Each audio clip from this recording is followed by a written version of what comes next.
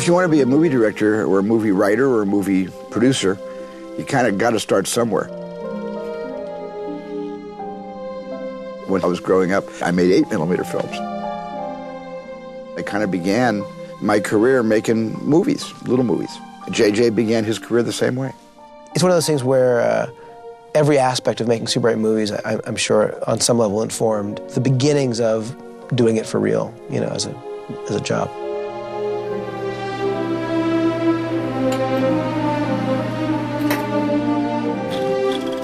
Before there was video, before people made their home movies on video, there was Super 8.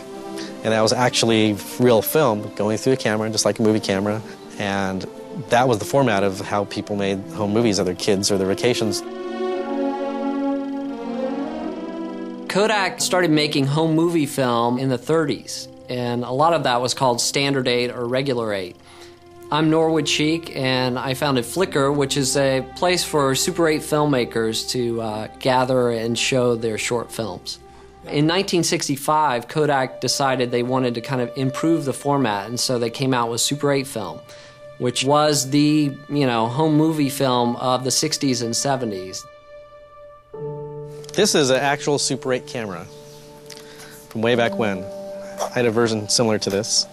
Oh, film.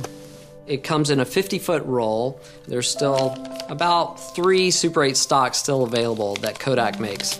And you have this light-proof box, and you can see the Super 8 film right there. It's 8mm wide, which is why it's Super 8.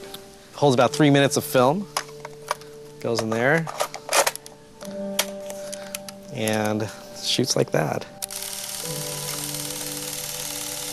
You got a cartridge. There was a very distinct smell that would come every time you would open up the packaging, and you would pop in the cartridge, which would have a very distinct sound as it snapped in. It was some amazing tactile experience that went into making Super 8 movies.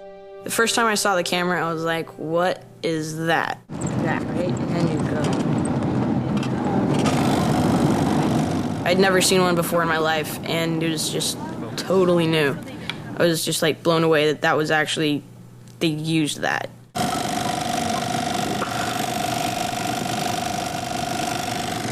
I'm filming. The signature qualities of Super 8 that we all love are the grain and how the picture kind of jumps around and is jittery. And that's because Super 8 is such a small format. And so the natural grain structure that's on all film, when you shine light through it, actually makes the grain really big. Here's the 3 main types of film stock. On the right here, we have 35mm film, and this is the biggest stock, and this is what most movies that you see in the theater are shot on. It's 35mm across. And then here is 16mm film, half the size of 35. 16 used to be used for the news in the 70s, and then this little guy over here is Super 8 film, and that was used for home movies in the 70s.